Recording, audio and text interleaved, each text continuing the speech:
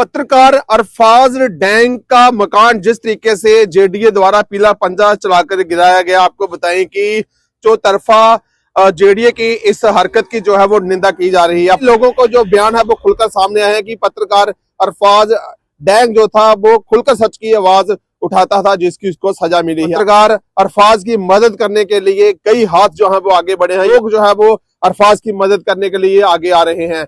क्या कुछ कहना है लोगों का और किस तरीके से ये पूरी घटनाक्रम हुई, देखिए हमारी ये खास रिपोर्ट।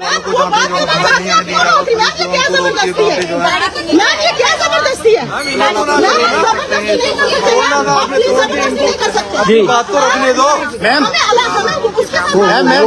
अरफाज डैंग आपके बेटे थे। आप इनको इंटरव्यू दिया।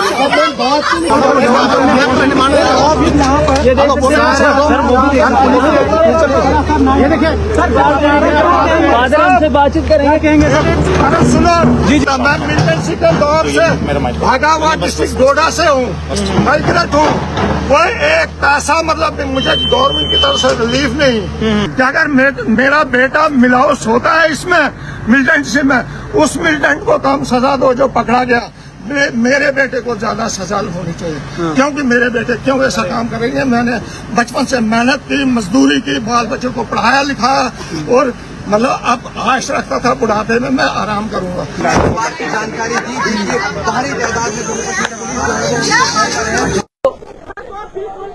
उनके साथ अगर मीडिया कर्मियों के साथ ऐसा हो रहा है तो आम जनता के साथ क्या होगा।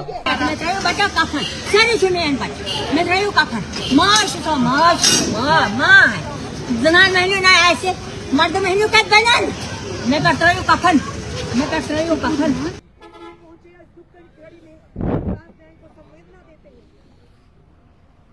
भारतीय जनता पार्टी के पूर्व प्रदेश अध्यक्ष रविंद्र रैना जी, अभी तक शायद ही कोई नेता पहुंचा और रविंद्र रैना पहुंचे। 40 साल से मेरे फादर साहब ने बनाया था। इनके फादर साहब ये फादर साहब हम आपकी मदद करेंगे, कोई बात नहीं, कोई नहीं। इंसान जिंदा रहना चाहिए, एक मकान क्या 10 मकान खड़े हो जाते हैं। बिल्कुल से तंदुरुस्त रहनी चाहिए। मेरे बेटे ने पाप किया। कोई नहीं, कोई पाप नहीं, किसी ने।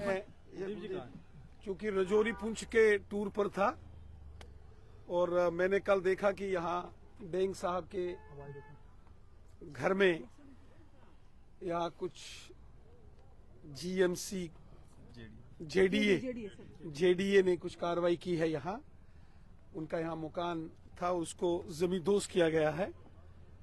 चूंकि मैं यहाँ नहीं था, रजौरी पुंछ में था, तो मैं आज सुबह ही वहां से यहाँ पहुंचा हूँ। मैं सीधा यहाँ डैंग साहब के घर में आया हूँ। अब इसका क्या कानूनी रीजन रहा, मैंने कल रात को डैंग साहब से फोन पर बात की थी। जब मैंने सोशल मीडिया में ये सारा देखा कि यहाँ इनके मकान को जमींदोज किया गया, मुझे भी बड़ी तकलीफ हुई, बड़ी परेशानी हुई। क्योंकि हमारे प्राइम मिनिस्टर जनाब मोदी साहब ने हमेशा गरीबों के, आम लोगों के मकान बनाए हैं। प्रधानमंत्री आवास योजना, लाखों करोड़ों गरीबों के मकान हम बनाते हैं, हम गिराने वालों में से नहीं हैं। लेकिन जब मैंने यहाँ डैंग साहब का मकान गिरते हुए देखा, मुझे बड़ी तकलीफ हुई, परेशानी हुई। और मैं आज यहाँ इनके घर में आया हूँ और इन्हें यकीन दहानी कराता हूँ कि इनकी हर संभव जो भी जितनी भी हो सकेगी इनकी मदद की जाएगी, हम करेंगे। हम भी यहाँ आए हैं और मैं खासकर, ये हमारा जम्मू कश्मीर है, इसको जम्मू कश्मीर कहते हैं कि अगर किसी मुसलमान भाई का मकान जो है वो निस्ते नाबूद किया गया, वो जमींदोज हो गया, तो पड़ोसी हिंदू खड़ा हो गया, ये ले 5 मरले में तेरे को अपनी जमीन से गिफ्ट देता हूं।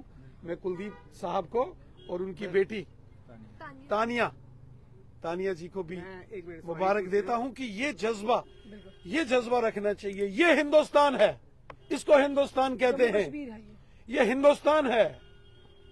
अल्लामा इकबाल ने कहा था, मजहब नहीं सिखाता आपस में बैर रखना, हिंदी है हम वतन है, हिंदुस्तान हमारा सारे जहां से अच्छा, हिंदुस्तान हमारा, हम बुलबुले हैं इसकी, ये गुलिस्तान हमारा। कि किसी को पकड़ सके, चीफ मिनिस्टर तो उसको पकड़ सके, फिर आपके नीचे क्या हो रहा है। वो तो सिर न कोई ना कोई आदमी जवाबदेही तो बनती है, डीसी है, डिविजनल कमिश्नर, दूसरे हो, अब जनता को क्या दिखाएंगे? सिंगल रोड करके हमने गिरा दिया, किस वजूहत में गिरा तो बताए ना वो किस क्या वजह है।